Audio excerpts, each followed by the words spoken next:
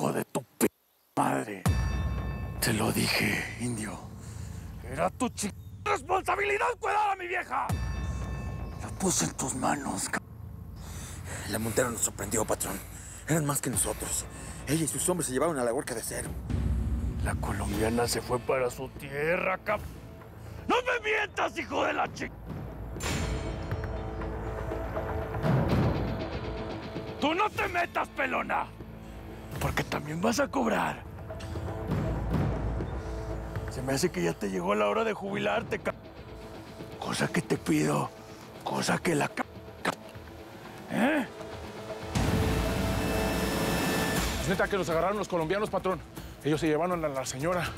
La Briseida dijo que le iba a cobrar lo de la merca robada. Y lo que usted le hizo cuando la corrió de aquí. Y no le he dicho lo peor, jefe. Todo salió mal con los chinos porque nos cayó la DEA.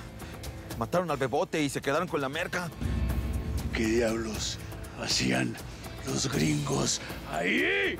¿Quién fue el hijo de la chica que les pasó información? ¿Eh? Pues ¿quién va a ser, patrón?